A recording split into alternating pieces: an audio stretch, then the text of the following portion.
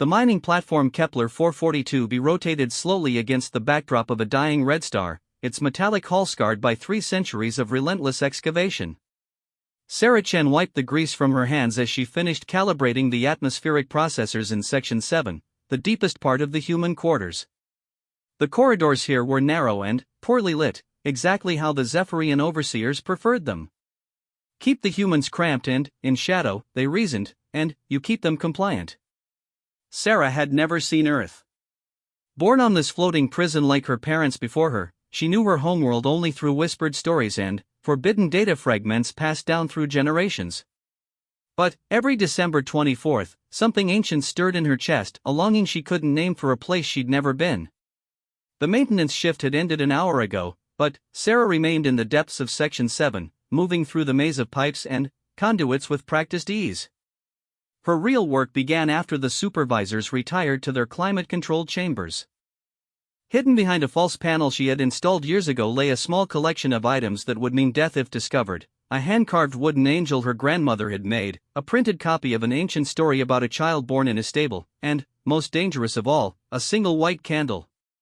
Tonight was Christmas Eve, though the Zephyrians had banned the human calendar along with everything else that made them distinctly human. The aliens measured time and cycles and phases, cold mathematics that served their empire's efficiency. But Sarah's grandmother had taught her the old counting, passed down through whispered lessons when the overseers weren't watching. 24 days into the 12th month. The night of lights return. She lit the candle with a plasma torch, cupping her hand around the fragile flame. The warm glow seemed impossibly bright in the perpetual twilight of the human quarters. For a moment, Sarah closed her eyes and tried to imagine the Christmas her grandmother had described: snow falling on pine trees, families gathering around fires, children singing songs of joy and hope. It seemed like fantasy, too beautiful to have ever been real. The sound of boots on metal grating shattered her reverie. Heavy, rhythmic steps that could only belong to one species. Sarah's blood turned to ice as she recognized the distinct 4-beat pattern of Zephyrian locomotion. They were coming this way, and there was nowhere to run. She moved to extinguish the candle, but something made her pause. Her grandmother's voice echoed across the years: "The light is what makes us human, child. Without it, we're just another conquered species waiting to die." Sarah straightened her shoulders and kept the candle burning. The first Zephyrian to round the corner was a mid-level enforcer, his chitinous exoskeleton gleaming with official insignia.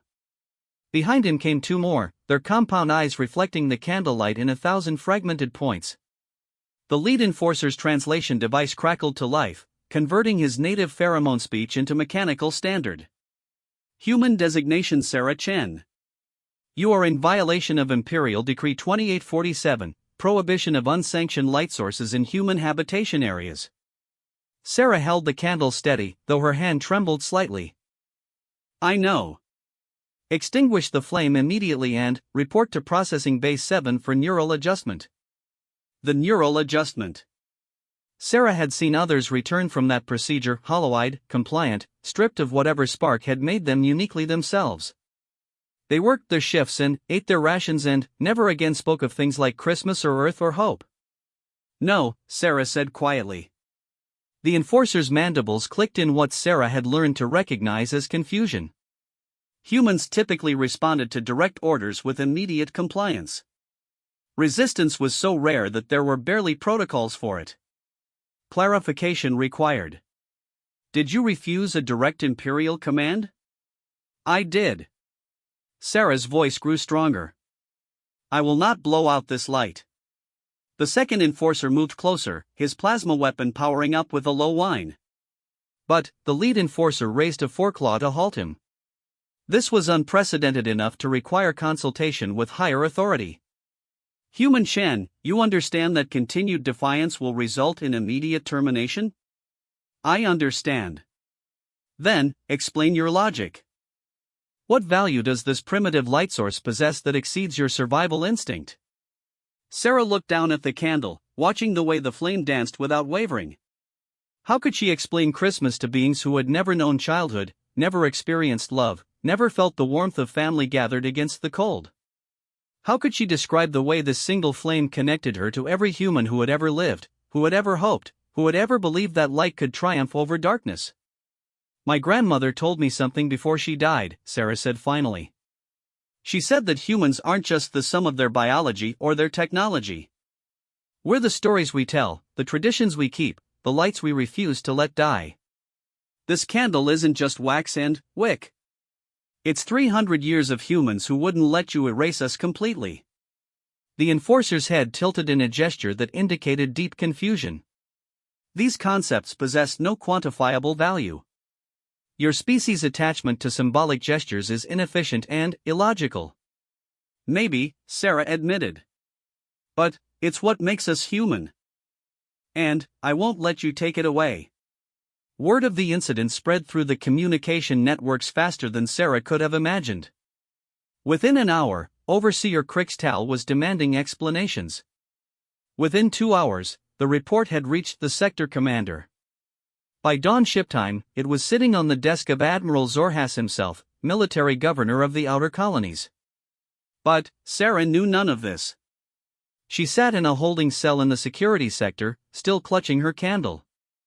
They had not yet taken it from her, perhaps because no one quite knew how to classify her crime. Defiance was one thing, but defiance over a light source?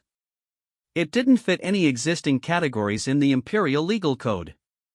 The cell was bare metal on all sides, designed to be as uncomfortable as possible for human physiology. But Sarah found that she didn't mind the cold or the hardness of the floor. The candle still burned, and its light seemed to fill not just the cell but something larger inside her chest. For the first time in her life, she felt connected to something greater than her daily routine of maintenance and survival. Other humans began to appear outside her cell. They weren't supposed to be in this section. Human civilians had no business in the security sector.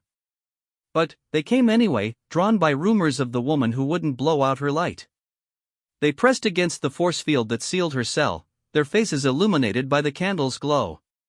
Marcus Rodriguez from Water Reclamation whispered, "My father used to tell me about Christmas trees.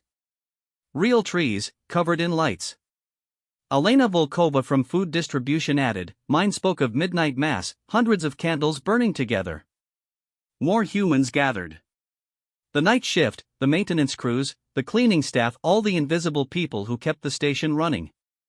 They shared fragments of memory, pieces of stories their grandparents had preserved. Sarah realized that she wasn't alone in carrying these forbidden traditions. They had all been hiding their humanity, protecting their light in secret places. The security cameras recorded everything. In the command center, Overseer Crixtal watched the growing crowd with increasing alarm. This was beyond his experience. Individual human defiance could be handled with standard procedures, but collective gathering around symbolic behavior? The manual provided no guidance. He activated his communication array and sent an emergency message up the command chain, request immediate consultation. Human population displaying unprecedented coordinated resistance around primitive light ritual. Situation potentially escalating beyond local control. The message traveled through subspace relays, jumping from one Imperial outpost to another across hundreds of light-years. On the fortress world of Zephyr Prime, Emperor Vexthal received the report as he concluded his daily briefing. For 500 years, he had ruled an empire spanning 12 galaxies. He had personally overseen the subjugation of 300 species. No conquered people had ever required his direct attention for such a trivial matter. A candle, the Emperor's voice resonated through his throne chamber, causing his advisors to step back in fearful respect. "You disturb my consideration of galactic defense strategy because of human attachment to combustible wax?" Supreme Admiral Fexmon, his head of colonial affairs, clicked nervously. "Your Eminence, the behavior pattern is unusual. The humans are gathering in large numbers around this individual, and our psychological profiles suggest possible cascade effect across other colonies." Vexthal's massive form shifted on his throne of living crystal. Standing nearly 12 feet tall, with 6 limbs and skin that shifted between metallic blue and silver depending on his mood, he was an intimidating presence even to his own species. His 4 eyes, 2 primary for distance vision, 2 auxiliary for close detail work, fixed on the Admiral with predatory focus. "Explain cascade effect."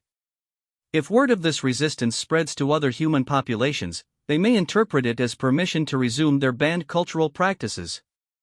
We could see simultaneous uprisings across dozens of worlds. The emperor pondered this. The Zephyrian Empire's strength came from its absolute uniformity. Every conquered species was required to abandon their native culture and adopt Zephyrian efficiency standards. It wasn't cruelty for its own sake, it was practical. Diverse cultures led to diverse values, which led to disagreement, which led to inefficiency. The galaxy functioned best when everyone followed the same logical principles. And this all begins with one human refusing to extinguish a light? According to the reports, yes, Your Eminence. Vexthal rose from his throne, his enormous frame casting shadows across the chamber. Then, we eliminate the human and the light. Issue Imperial Decree 3001, any human found possessing unauthorized light sources will be immediately executed. Any human gathering around symbolic behavior will be dispersed with extreme force. This Christmas will die tonight. Your Eminence, Admiral Fexvon ventured carefully, perhaps a demonstration of force would be more effective than outright execution? We could know. The Emperor's voice carried the finality of stellar collapse. I have studied human psychology extensively, Admiral. They respond only to absolute certainty. Give them the smallest hope, the tiniest crack in our resolve, and they will exploit it until it becomes a revolution. This ends now. The decree transmitted across the galactic communication network within minutes. On mining platform Kepler 442b, Overseer Crixtal received his orders with relief. Individual decision-making had never been his strength, following clear directives was much more comfortable. But, as he prepared to implement the Emperor's command, Crixtal noticed something that made his stomach acids churn with anxiety. The crowd around Sarah Chen's cell had grown larger. Much larger. What had started as a few dozen humans had swollen to nearly 500, almost the entire human population of the station. They weren't being violent or destructive. They simply stood there, watching Sarah's candle burn, sharing quiet stories, their faces illuminated by its small but steady light. For the first time in his 20-year career as an overseer, Crixtal began to wonder if force was going to be enough to solve this problem. The humans' expressions weren't filled with fear or anger or desperation, emotions the Zephyrians understood and could manipulate. Instead, they looked peaceful. Determined. As if they had found something worth standing for, even if it meant dying. Sarah sat in her cell, unaware of the Imperial decree racing toward her across space. The candle had burned lower, but it still held steady. Through the force field, she could see the faces of her fellow humans, each one reflecting the light back at her. She thought of her grandmother's stories, of snow and pine trees and children singing. She thought of Earth, the world she would never see but somehow felt in her bones. Whatever happens, she whispered to the flame, you've already won. Look what you've brought together. Outside, Marcus Rodriguez began to hum a half-remembered melody his father had taught him. Elena Volkova joined in, her voice harmonizing with his. Others added their voices, creating a song none of them had heard complete but all of them somehow knew. It wasn't quite Silent Night, too many pieces had been lost over the generations, but it was close enough. It was human enough. The sound drifted through the station's ventilation system, reaching human quarters in every section. Workers stopped their late-night repairs to listen. Children pressed their faces against viewports, wondering at the unusual music. Elderly humans who had thought themselves the last to remember the old ways began to cry, overwhelmed by the realization that the light had never truly gone out, it had simply been hidden, waiting for someone brave enough to let it shine. In his command center, Overseer Crixtal watched his monitors with growing dread. The singing was spreading throughout the station. Worse, his communications array was picking up similar disturbances on other human colonies. Word was already traveling faster than his enforcement capabilities could respond. The cascade effect the Admiral had warned about was beginning. As the human voices rose in harmony around Sarah's burning candle, Crixtal realized that he might be witnessing the beginning of something no force in the galaxy had ever been able to stop, hope spreading from one light to another, person to person, world to world, until even the vast darkness of space could not contain its growing brilliance. The Emperor's decree would arrive soon, but Saracen had already accomplished something that would reshape the galaxy. She had reminded an entire species that some lights refuse to be extinguished, no matter how great the power that tries to blow them out. The revolution had begun with a single candle. By morning, it would illuminate the stars. Captain Alexandra had served the Zephyrian Empire for 40 standard cycles, rising through the ranks by following orders with mechanical precision. She commanded the destroyer Void's Edge, currently in patrol orbit around the mining platform where the human disturbance had begun. When Emperor Vexthal's decree arrived, she expected to execute it with the same efficient brutality that had earned her command. But, as she reviewed the tactical reports flooding in from across the sector, Alexandra began to understand that this was unlike any rebellion she had ever encountered. The humans weren't gathering weapons or seizing strategic positions. They weren't making demands or issuing ultimatums. They were simply lighting candles and singing. Status report, she commanded her weapons officer. Target acquisition complete, Captain. We have clear firing solutions on the human gathering areas. Plasma bombardment will eliminate approximately 500 targets in the initial strike. Through her ship's viewports, Alexandra could see the mining platform's human sections glowing with an unusual warm light. Her enhanced vision detected dozens of small flames scattered throughout the normally dark corridors. It was strangely beautiful in a way that her logical mind struggled to process. Captain? The weapons officer's voice carried a note of uncertainty. Your orders? Alexandra hesitated, which was itself unprecedented. In 40 cycles of service, she had never questioned an imperial directive. But something about the sight below made her thoracic chambers feel tight with an emotion she couldn't identify. Hold fire, she said finally. I require additional intelligence before proceeding. While Void's Edge maintained its position, the situation on the mining platform continued to evolve in ways that confounded every prediction model in the Zephyrian military database. The humans weren't just gathering around Saracen's cell anymore, they were spreading throughout the station, each person carrying their own improvised candle. They used everything they could find: maintenance torches wrapped in cloth, chemical heat sources, even bioluminescent organisms from the station's waste recycling system. Dr. Elena Petrov, the station's senior xenobiologist, had spent 30 years studying alien life forms for her Zephyrian supervisors. She had published papers on atmospheric composition, genetic adaptation, and resource optimization. But tonight, she sat in her laboratory creating something the Empire would never understand: hope made tangible. She mixed phosphorescent algae with organic compounds from the hydroponics bay, creating a soft blue-white glow that would burn for hours without heat or smoke.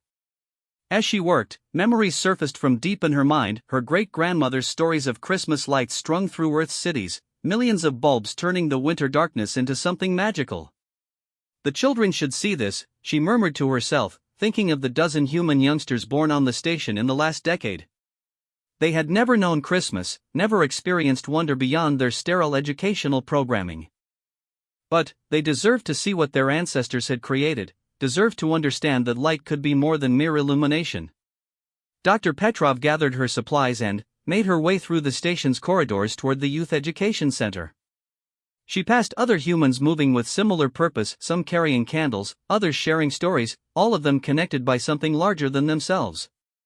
In the education center, 12 young humans aged 6 to 16 sat in their regulation study pods, completing assigned learning modules about Zephyrian industrial efficiency. They looked up in surprise as Dr. Petrov entered with her arms full of glowing containers. Dr. Petrov, asked Maya Singh, a clever 14-year-old who served as the children's unofficial leader. Are you conducting a chemistry experiment? In a way, yes, Elena smiled, setting down her supplies. But this is a different kind of science.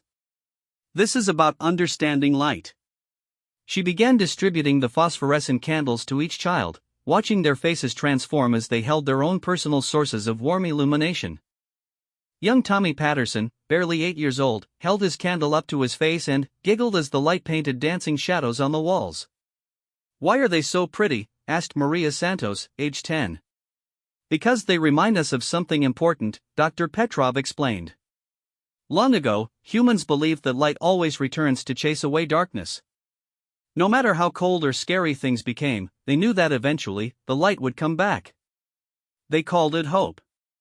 Is hope logical? Asked Maya, who had been raised on Zephyrian educational principles. No, Elena admitted. It's completely illogical. It serves no efficiency function.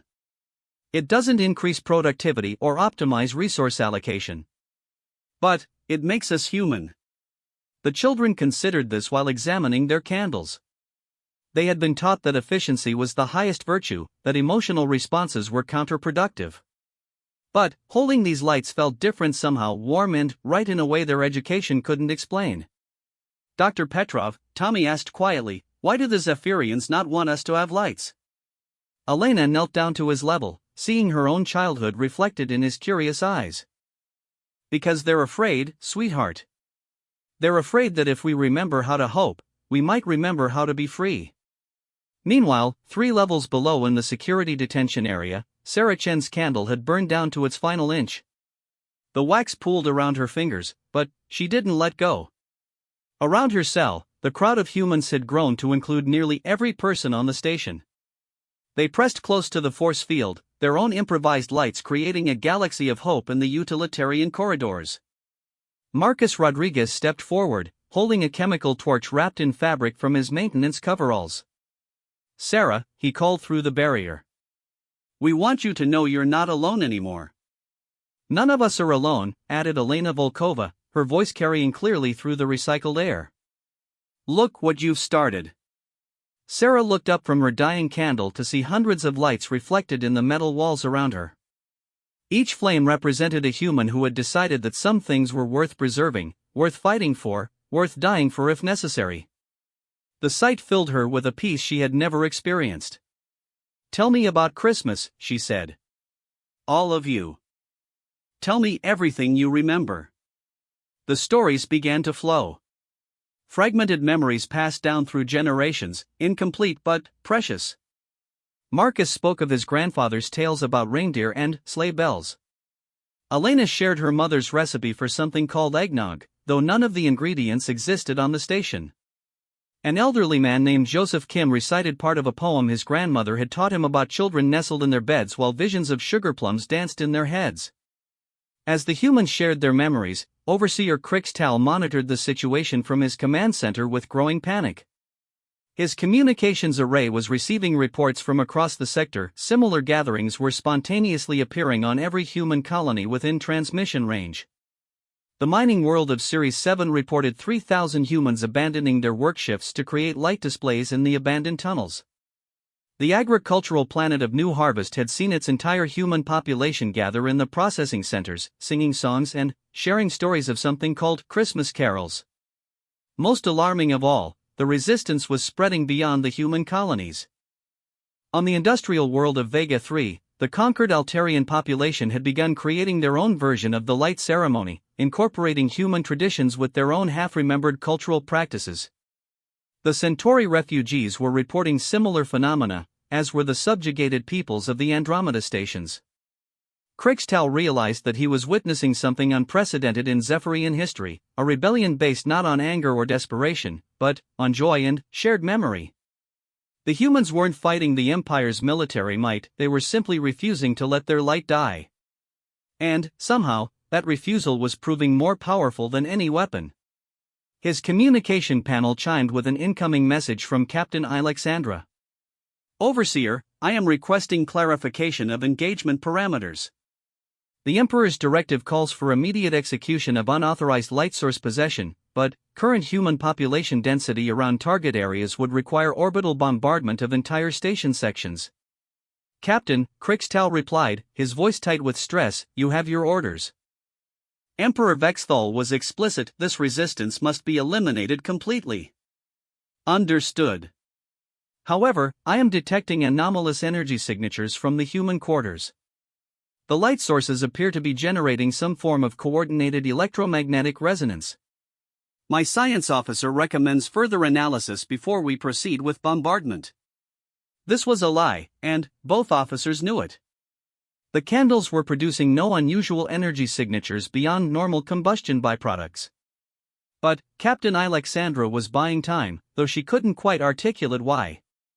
Something about the scene below troubled her deeply, not as a threat to imperial order, but as a challenge to her understanding of what conquered peoples were supposed to become.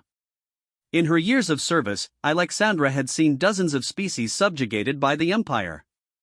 The process was always the same: initial resistance, followed by despair, followed by hollow compliance. The conquered peoples learned to work efficiently, follow orders, and abandon their primitive cultural practices in favor of Zephyrian logic. They became productive components of the imperial machine. But these humans were doing something different. They weren't becoming Zephyrian. They were becoming more human than ever, and somehow that was spreading to other species. It was as if the act of preserving their own light was reminding everyone else that they, too, had once carried flames of their own. Back on Zephyr Prime, Emperor Vexthal studied the incoming reports with a mixture of fury and fascination. In 500 years of rule, he had never encountered resistance like this. Military force was designed to crush armed rebellion, economic pressure to break organized resistance, psychological warfare to eliminate hope itself. But what weapon do you use against people who respond to threats by singing together? Supreme Admiral, he addressed his chief of staff, explain to me how a single human with a candle has created a sector-wide crisis in less than 12 hours. Admiral Fexbon shifted nervously, his exoskeleton clicking against the crystal flooring. Your Eminence, our psychological profiles of human behavior appear to have been incomplete. We understood their individual motivations but failed to account for their collective memory responses. Collective memory responses? The humans appear to carry cultural information across generations even when officially suppressed. This Christmas tradition was not eliminated by our conquest, it was hidden, waiting for a catalyst to reactivate it. Furthermore, the reactivation seems to trigger similar responses in other conquered species. Vexthal pondered this information. The Empire's strength had always been its ability to absorb and homogenize diverse populations. If the humans could somehow teach other species to resist this process, to maintain their own cultural identities while working together. How many systems are reporting similar incidents? He asked. 47 and growing, Your Eminence. The communication networks are carrying stories of the human with the candle faster than our enforcement responses can travel. We are facing a cascade failure across multiple sectors. The Emperor's massive form rose from his throne, his skin shifting to the deep red that indicated dangerous anger. Then, we accelerate the timeline. Contact all sector commanders. I want every human colony in the Empire sterilized within 72 hours. Not subjugated, eliminated. If they will not abandon their primitive traditions, they will die with them. Your Eminence, Admiral Fexvon ventured carefully, such an action would eliminate approximately 200 million productive workers. The economic impact is irrelevant. Vexthal's voice carried the finality of stellar death. Better a smaller, unified empire than a large one infected with the disease of cultural diversity. Execute the order. The genocidal directive began transmitting across the galactic communication network, carrying death sentences for every human in Zephyrian space. But it would take time for the message to reach the outer systems, and time for the scattered fleets to move into position. Time that Sarah Chan and her fellow humans didn't know they had, but were using as if they sensed its precious nature. On mining platform Kepler 442b, Dr. Petrov had gathered all the station's children in the central observation deck. Through the transparent aluminum windows, they could see Captain Alexandra's destroyer hanging in space like a metallic predator, its weapons arrays trained on their home. But, inside the observation deck, surrounded by dozens of improvised candles and phosphorescent algae, the children were learning to sing. Silent Night, Holy Night, Dr. Petrov taught them, her voice carrying the melody her great-grandmother had hummed. All is calm, all is bright. The words weren't quite right, too many details had been lost over the centuries. But the emotion was pure, the connection to something larger than themselves unbreakable. As the children's voices joined together, their candles seemed to burn brighter, casting dancing shadows on the walls that looked almost like angels. Young Maya Singh looked up at the destroyer visible through the windows. Dr. Petrov, are they going to hurt us for singing? Maybe, sweetheart. But that's not what matters. What matters is that you know how to sing. What matters is that you understand why humans make music and light and stories, even when it's dangerous. Why do we do those things? Asked Tommy Patterson. Elena smiled, remembering her own grandmother's words. Because they remind us that we're more than just biology and productivity. They remind us that we're part of something beautiful and eternal and worth preserving. And, once you know that, no one can ever really take it away from you. As if responding to her words, the children's voices grew stronger, carrying through the observation deck and into the corridors beyond. Their song joined with those of the adults gathered around Sarah's cell, creating a harmony that resonated through the station's metal walls and out into space itself. On the bridge of Void's Edge, Captain Alexandra listened to the human voices through her ship's external sensors. The music was unlike anything in Zephyrian culture, chaotic, emotional, completely inefficient. But it moved something deep in her consciousness, some buried memory from her own species' distant past, before they had embraced logic and efficiency above all else. For the first time in her life, Alexandra began to wonder what her people had lost when they chose order over beauty, control over hope. And, for the first time since receiving the Emperor's execution order, she began to question whether some lights might be too precious to extinguish, even in service to the most powerful empire in the galaxy. The revolution that had begun with Sarah Chan's refusal to blow out a single candle was spreading beyond anyone's ability to contain. And, at its heart was a simple, dangerous truth, that hope, once awakened, becomes impossible to destroy. Captain Alexandra stood alone on the bridge of Void's Edge, her four eyes studying the tactical display that showed her ship's weapons locked onto the mining platform below. The Emperor's updated orders glowed on her command screen in the harsh blue of absolute authority: execute planetary sterilization protocol. Leave no human survivors. But, as she reached for the firing controls, something unprecedented happened. Her first officer, Commander Zakthal, stepped forward and placed his foreclaw on her arm. "Captain," he said quietly, "I request permission to speak freely." In 40 cycles of service, Zakthal had never questioned an order. Alexandra turned to study her second-in-command, noting the unusual tension in his posture, the way his compound eyes kept flickering toward the viewports that showed the human lights below. "Granted. I have been monitoring the human communications, attempting to understand their resistance pattern for tactical analysis. But, what I have discovered." He paused, struggling with concepts for which their language had no words. "Captain, they are not resisting us. They are remembering themselves." Clarification? Zakthal activated the bridge's communication array, filling the command center with the sound of human voices raised in song. They sing about light returning to darkness, about hope persisting through suffering, about love connecting all living things. These are not the words of rebels, Captain. These are the words of a people who refuse to die inside, even when their bodies can be destroyed. Alexandra listened to the music, feeling that strange resonance in her consciousness again. "And, your tactical assessment?" "That we are about to eliminate something that has never existed before in our experience of conquest. Every other species we have subjugated has surrendered their culture in exchange for survival. But, the humans seem to believe that their culture is more important than survival itself. If we destroy them now, we will never understand what made them different. The Emperor's orders are clear." "Yes, Captain. But, consider this: if we can understand how the humans maintain their identity despite overwhelming force, perhaps we can learn to immunize other species against similar cultural resistance. The knowledge could benefit the Empire more than their destruction." It was a rationalization, and both officers knew it. But, it provided cover for the deeper question that neither could articulate: what if the humans were right? What if there were things more important than efficiency and order? Before Alexandra could respond, her communications officer called out urgently.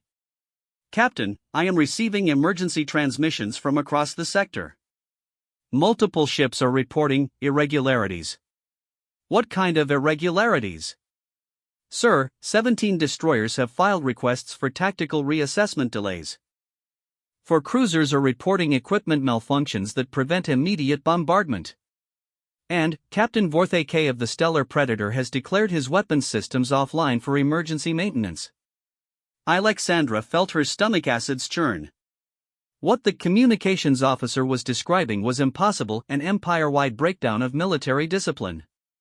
Zephyrian captains simply did not delay, malfunction, or require maintenance when given direct orders from the Emperor. Unless.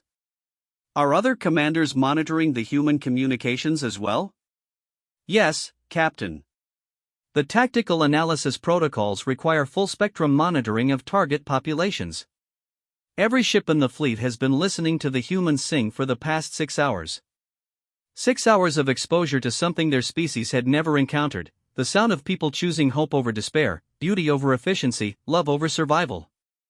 Alexandra began to understand that the humans weren't just resisting conquest, they were offering something her people had forgotten how to want. Meanwhile, on mining platform Kepler 442b, Sarah Chen's candle had finally burned down to nothing. The wax had pooled on the floor of her cell, but the flame had gone out with dignity, flickering once and then departing like a prayer released into the void. For a moment, the hundreds of humans gathered around her cell fell silent, watching the thin stream of smoke rise from the extinguished wick. Then, 12-year-old Maya Singh stepped forward, holding one of Dr. Petrov's phosphorescent candles. Miss Chen, she called through the force field, would you like to use mine? Sarah looked at the young girl's earnest face, at the handmade candle glowing with blue-green algae, at the hope burning in her eyes. Something fundamental shifted in Sarah's understanding. This had never been about her single flame. It had always been about the light that existed within the human spirit itself, inextinguishable, transferable, infinite. Keep it, Maya, Sarah said gently. You'll need it for what comes next. What comes next? Asked Marcus Rodriguez. Sarah stood slowly, her legs stiff from hours of sitting on the cold cell floor. Through the force field, she could see the faces of her fellow humans, maintenance workers, scientists, teachers, children, all of them glowing in the light of their improvised candles. They had found something together that none of them could have discovered alone. We show them what Christmas really means, she said. Not just the candles and the songs, but the part they can't understand. We show them what it means to love something more than your own life. Dr. Elena Petrov had been listening from the edge of the crowd. Now she pushed forward, her scientific mind working through possibilities. Sarah, I've been monitoring the Zephyrian communication networks. They're not just planning to execute you.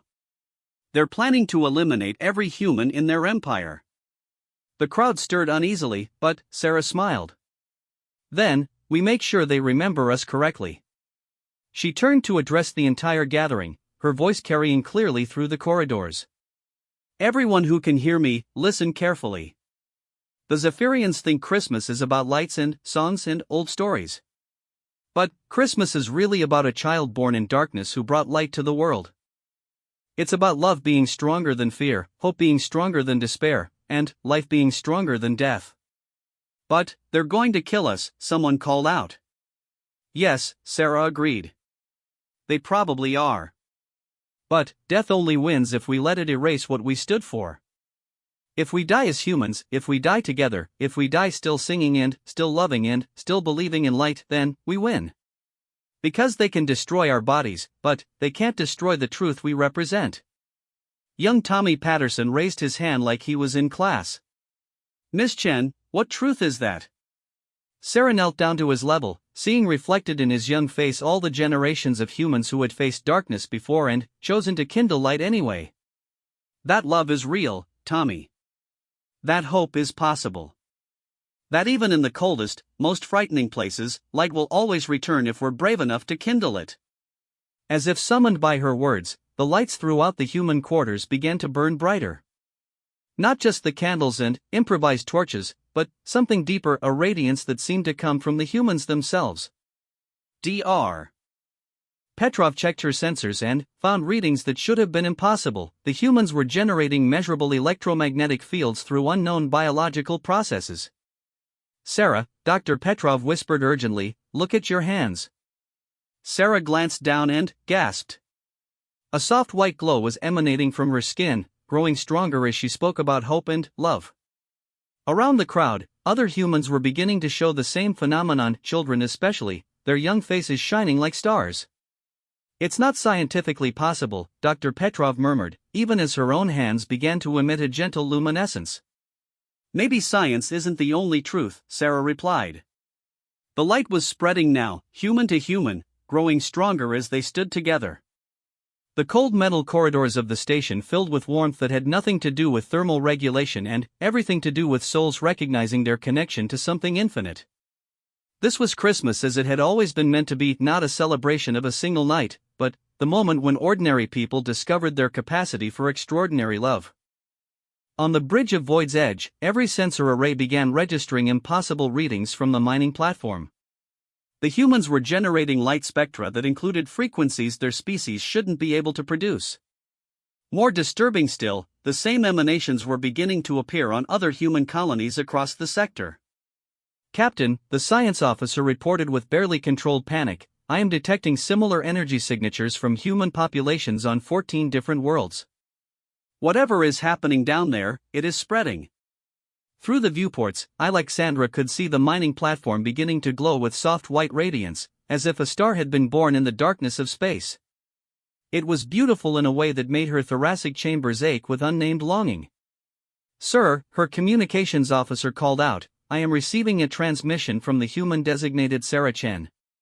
She is requesting permission to address the fleet." "Impossible. Humans do not have access to military communication frequencies." "Nevertheless, sir, she is transmitting on all channels simultaneously." "The signal is, sir, I cannot explain how this is technically possible." Alexandra hesitated only a moment. "Put her through." Sarah Chen's voice filled the bridge of every Zephyrian ship in the system, calm and clear and somehow carrying the warmth of candlelight across the vacuum of space.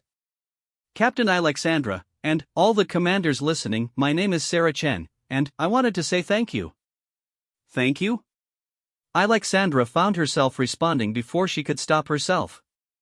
"For giving us this opportunity to remember who we are. For 300 years, we've lived in the dark, thinking we were conquered. But, tonight, we discovered something the Empire can never understand. We discovered that light isn't something you possess, it's something you become.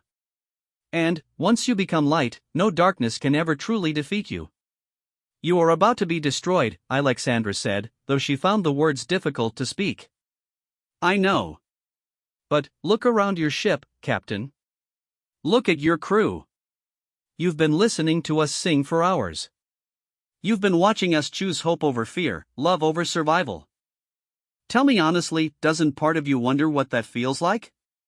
Alexandra glanced around her bridge and was shocked to see her crew standing transfixed, their compound eyes reflecting not just the light from their control panels but something deeper. For the first time in her memory, her officers looked curious.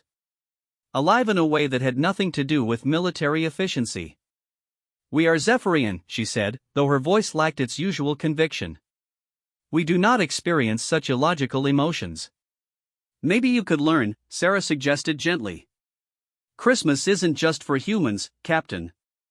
It's for anyone brave enough to believe that love is stronger than fear, that light is stronger than darkness. Anyone willing to kindle their own flame and share it with others." Across the Zephyrian fleet, something unprecedented was occurring. On ship after ship, crew members were beginning to question orders that had seemed absolute just hours before. Not in rebellion, but in wonder. The humans below were about to die, but they were singing. They were glowing with impossible light, but they weren't afraid. They were facing extinction, but they seemed more alive than anyone in the fleet had ever felt. Commander Zakthal stepped closer to his captain, his voice barely a whisper. "Sir, what if we didn't fire? The Emperor's orders are based on the assumption that conquered peoples must be controlled through fear. But what if there's another way? What if instead of destroying the humans, we learned from them?" It was treason to even suggest such a thing. But, as Alexandra looked down at the glowing platform where thousands of humans had chosen to stand together rather than die apart, she began to understand that some things might be more important than following orders. On Zephyr Prime, Emperor Vexthal received the reports of fleet-wide hesitation with increasing fury. His empire, built on 5 centuries of absolute obedience, was cracking because of singing humans and their primitive light rituals. But, as he prepared to transmit direct override commands to his fleet, his own advisors began to show signs of the same strange uncertainty. "Your Eminence," Admiral Thexbon said carefully, "the human communication is now being received on Zephyr Prime. Perhaps we should monitor their message before." "No," Vexthal snarled. "I will not allow their psychological contamination to spread to the homeworld. Cut all communication links with the outer sectors. If my fleet commanders will not act, I will go to that system myself and end this infection personally." The Emperor rose from his throne and strode toward the door, intending to board his personal dreadnought and travel to Kepler 442b. But, as he reached the threshold of his chamber, he heard something that stopped him cold, the sound of his own guards humming a melody they could never have heard before, a human song about light returning to darkness. The revolution that had begun with Sarah Chan's refusal to extinguish a single candle had spread beyond anyone's ability to control. It wasn't conquering the empire through force, it was transforming it through the simple, radical act of choosing love over fear. And, at the center of it all, thousands of humans stood together in impossible light, ready to die as they had finally learned to live, freely, hopefully, and utterly unafraid.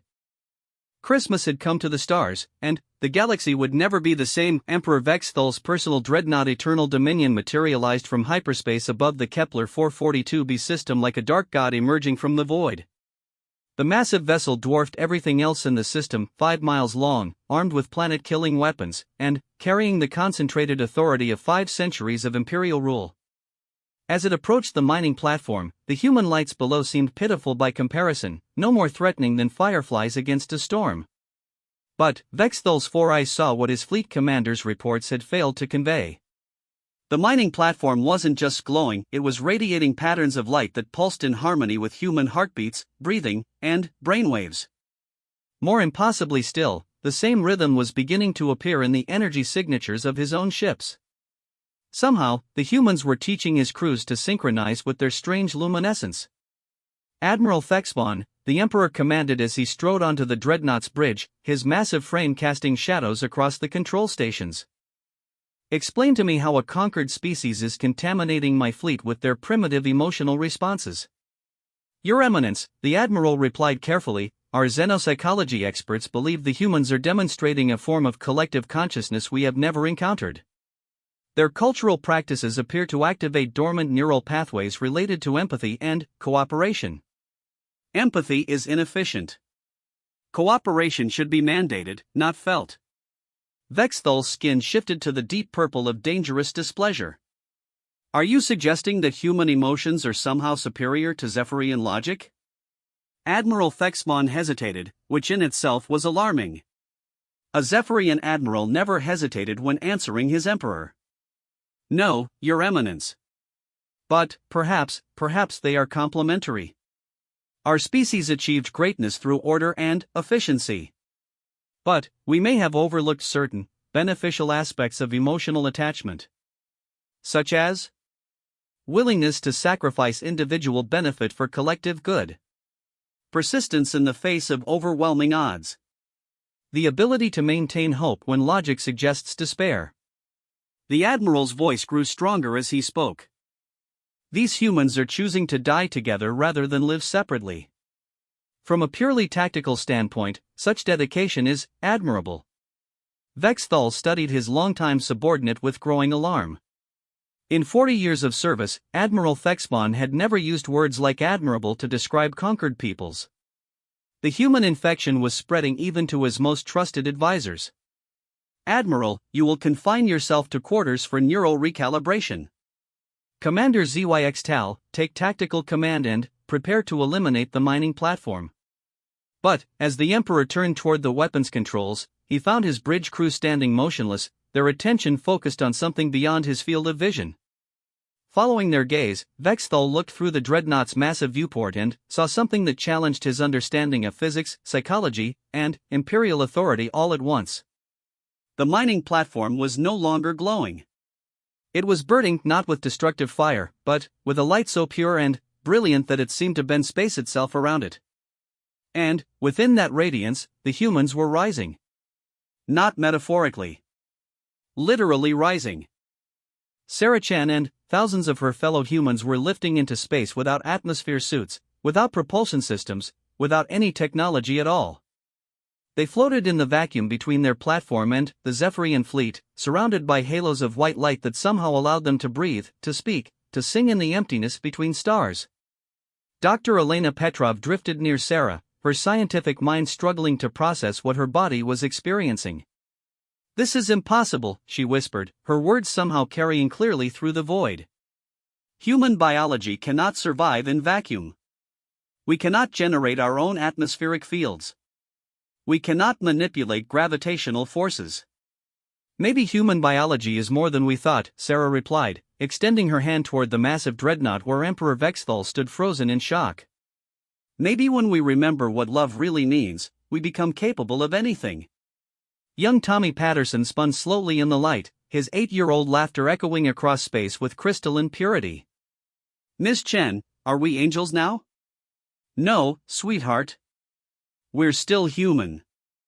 But maybe being human means something bigger than we ever knew." Maya Singh floated nearby, still holding her phosphorescent candle even though she no longer needed it. The algae inside the container had evolved beyond its original biology, now glowing with the same impossible radiance that surrounded them all. "Look," she pointed toward the Zephyrian ships, "they're changing too." And she was right. Throughout the Imperial fleet, the rigid geometry of military vessels was beginning to soften. Hulls that had been sharp and angular for centuries were flowing into more organic shapes. Weapons arrays were retracting, replaced by structures that looked almost like flowers. Or wings. Or open hands reaching toward the light. On the bridge of Void's Edge, Captain Alexandra felt her own exoskeleton tingling with unfamiliar sensations. Her compound eyes, designed for tactical analysis and threat assessment, were suddenly perceiving beauty in ways she had never imagined possible. The humans floating in space weren't enemies to be destroyed, they were teachers offering lessons her species had forgotten they needed to learn. "Captain," Commander Zakthal said softly, "request permission to open communication channels." "Granted." Sarah Chen's voice filled the bridge again, but this time it carried harmonics that resonated in the deepest chambers of Zephyrian consciousness. "Captain Alexandra, we know you're afraid. Your entire civilization is built on control, on keeping everything in its proper place. But what if proper place isn't a position, what if it's a relationship?" "I do not understand," Alexandra replied, though something in her thoracic cavity suggested that perhaps she did. "You see us as chaos because we feel things your logic says are inefficient.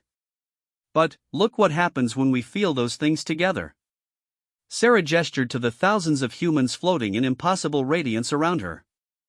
"We become more than the sum of our parts. We become capable of things that should be impossible. We become light itself." Through her ship's sensors, Alexandra could detect that the humans were somehow generating energy directly from quantum fluctuations in space itself. They were converting the fundamental forces of the universe into life-sustaining fields through processes that violated every known law of physics. Yet there they were, living proof that love might be a more powerful force than her science had ever recognized. "Your Eminence," she called to the Emperor's flagship, "perhaps we should attempt communication with the human leader rather than immediate destruction." Emperor Vexthal's response crackled with barely controlled fury. "Captain Alexandra, you are relieved of command. All fleet units will prepare for immediate bombardment. I will tolerate no further contamination by human emotionalism." But, even as the Emperor spoke, his own bridge crew was experiencing the same transformation that had swept through the fleet. The harsh blue lighting of Zephyrian command centers was softening to warmer hues. Control surfaces that had been purely functional were developing aesthetic elements, gentle curves, pleasing proportions, details that served no purpose except to bring beauty into spaces that had known only efficiency.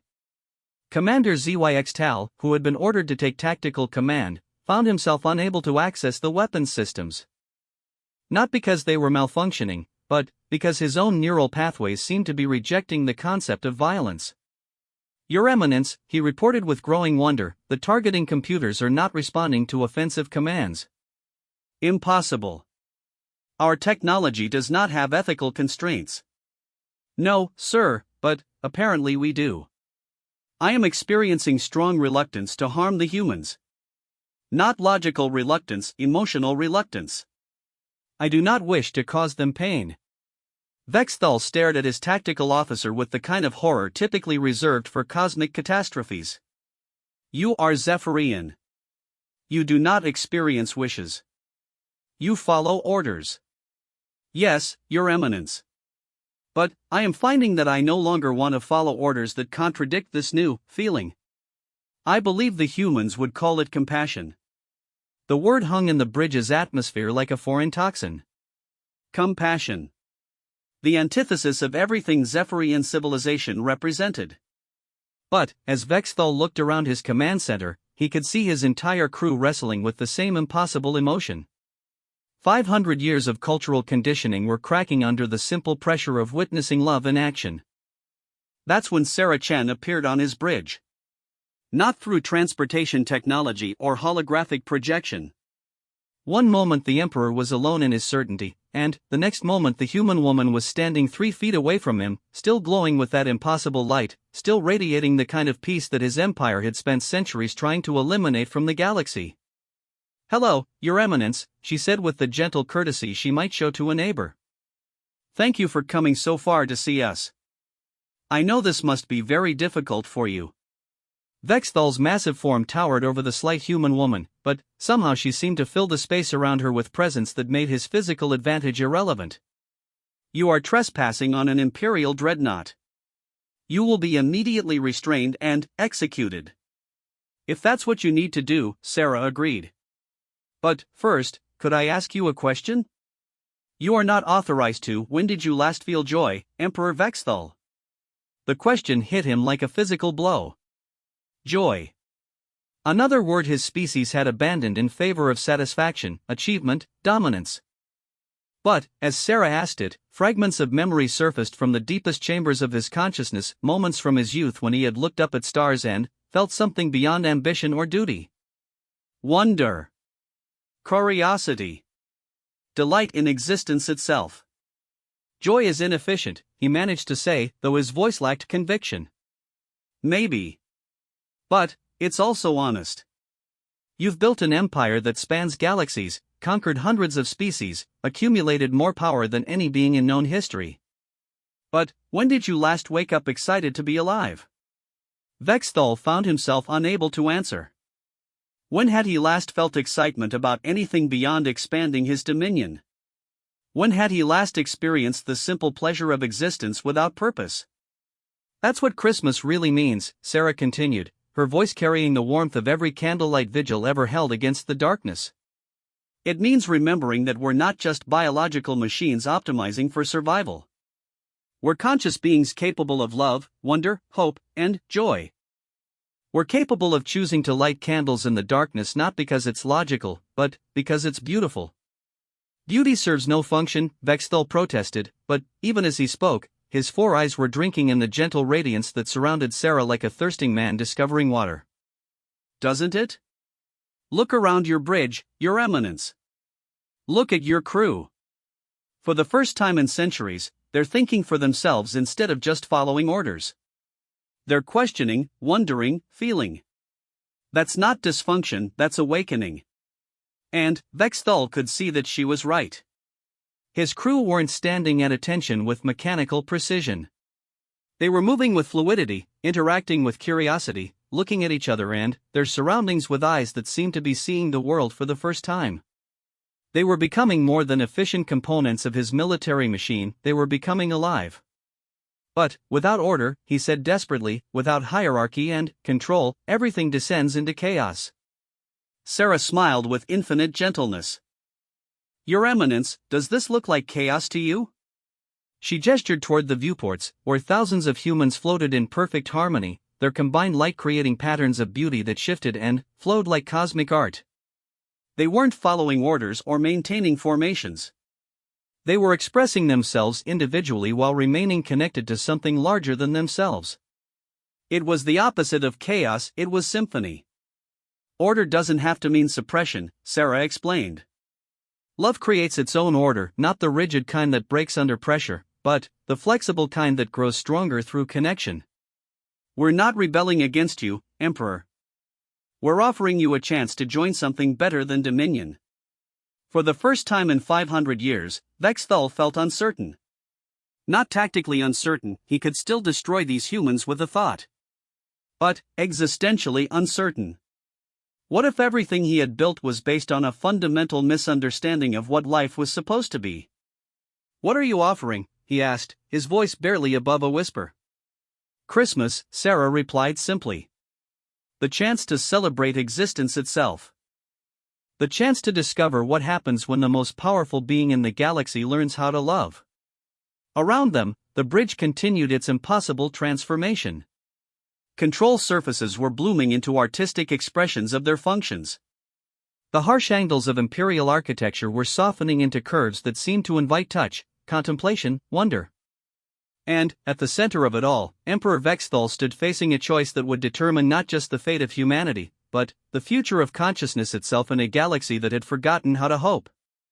The revolution had come at last to the highest seat of power. And it came not with weapons or demands, but with a simple invitation to remember what it felt like to be alive. Emperor Vexthal stood in the transformed bridge of his flagship, watching his empire change around him in ways he had never imagined possible. The rigid hierarchy that had defined Zephyrian civilization for millennia was dissolving, not into chaos, but into something far more complex and beautiful, a web of voluntary connections based on shared wonder rather than imposed obedience. "I don't understand," he confessed to Sarah Chen, who remained surrounded by that impossible glow of human light. "If I abandon control, how do I ensure that the galaxy functions? How do I prevent war, suffering, injustice?" Sarah smiled with the patience of someone who had once been just as lost. "The same way we prevented them tonight, Your Eminence. Not through force, but through connection. Not by making people afraid to do wrong, but by helping them remember how good it feels to do right."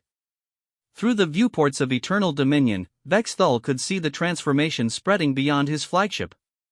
Throughout the Imperial fleet, Zephyrian crews were emerging from their vessels in simple environmental suits, floating toward the humans with tentative curiosity. The beings who had conquered half the galaxy were approaching their former prisoners like children discovering snow for the first time. Captain Alexandra was among the first to make contact. She drifted through space toward Dr. Elena Petrov, her movements awkward in zero gravity but filled with determination.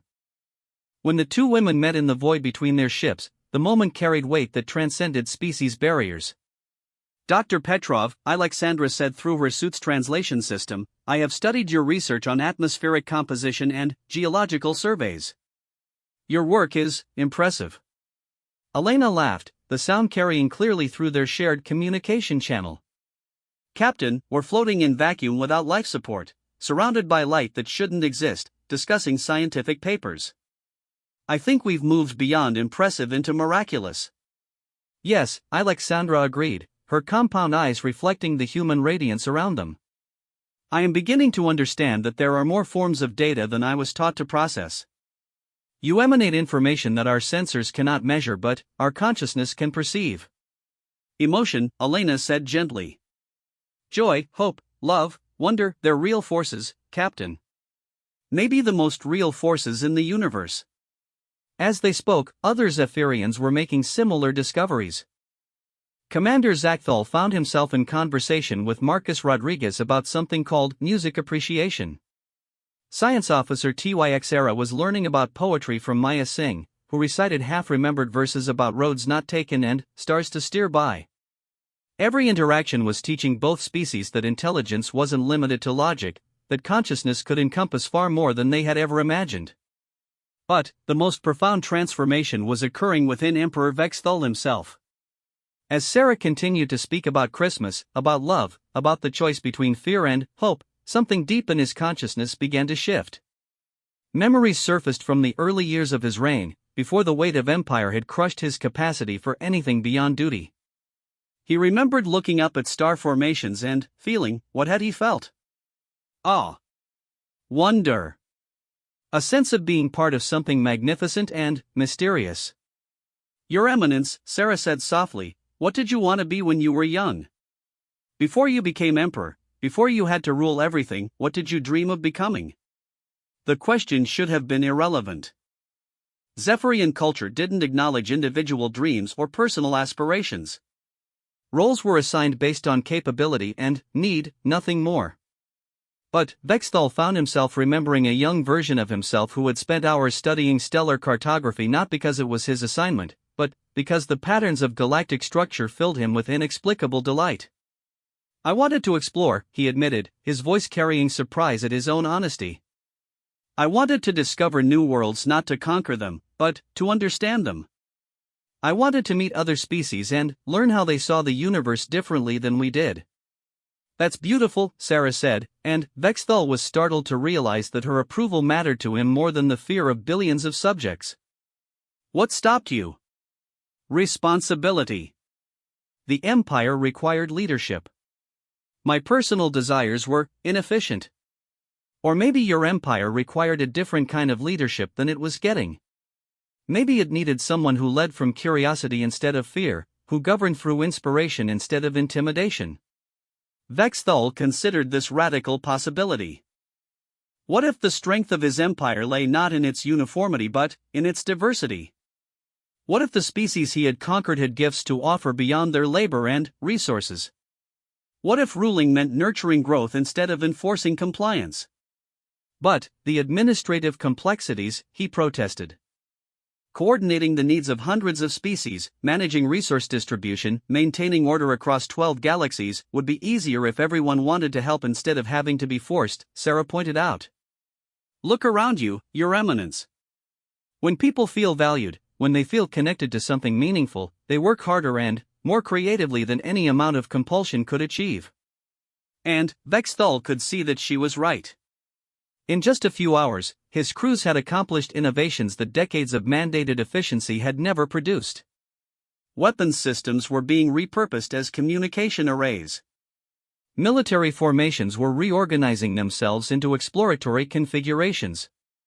The rigid command structure that had taken centuries to perfect was evolving into something organic, flexible, and infinitely more capable. On Zephyr Prime, news of the Emperor's transformation was spreading through the imperial capital with speed that defied official communication networks. Citizens who had lived their entire lives in carefully ordered efficiency found themselves gathering in public squares, creating their own versions of the human light ceremonies. They used phosphorescent crystals from their gardens, bioluminescent organisms from their water systems, even simple reflective surfaces to catch and share illumination. But more than light was spreading, concepts were traveling from mind to mind as Zephyrians discovered capacities they had never known they possessed. Art, music, poetry, wonder, love. The emotional vocabularies that had been carefully excised from their culture began to resurface from whatever deep places had preserved them.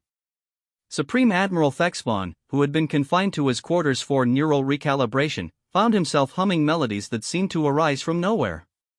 When his guards came to check on him, they discovered him sitting by his window, watching the lights appear across the city with expressions they had never seen on a Zephyrian face before, expressions of joy.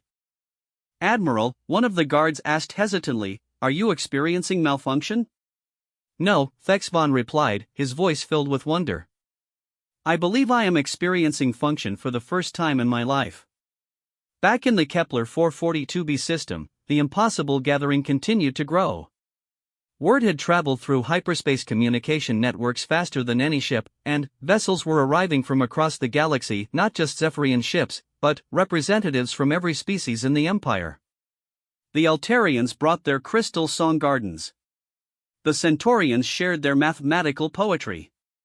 The vegan cloud dancers painted aurora across the void with their atmospheric manipulation technologies. Each species contributed their own interpretation of the Christmas concept, their own understanding of what it meant to celebrate light returning to darkness. The result was a symphony of consciousness unlike anything the galaxy had ever experienced, dozens of civilizations working together not from obligation but from shared recognition that they were all part of something magnificent.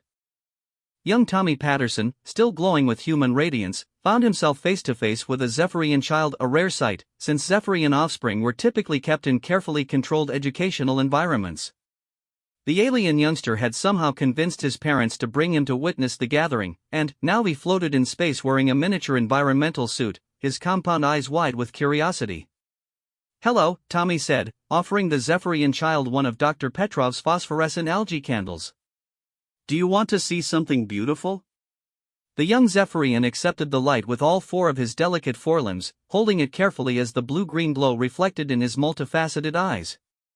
For a moment, both children simply watched the light dance, and, in that moment, the future of galactic civilization was transformed. They were not conqueror and conquered, not alien and other, they were simply two young beings sharing wonder at the beauty of existence. Emperor Vexthal witnessed this interaction and felt something break open in his consciousness, not break apart, but break open, like an egg releasing new life. These children, human and Zephyrian, floating together in the light of shared joy, this was what his empire could become. Not a hierarchy of dominance and submission, but a community of mutual exploration and growth. Sarah Chen, he said, his voice carrying authority that was no longer based on fear but on something far more powerful, earned respect. I would like to propose a new kind of order. Not an empire, but an alliance. Not conquest, but collaboration. Will you help me transform 12 galaxies from a prison into a home? Sarah's smile could have powered entire star systems. Your Eminence, that's what Christmas was always supposed to be about, the moment when we stop trying to control everything and start trying to love everything instead.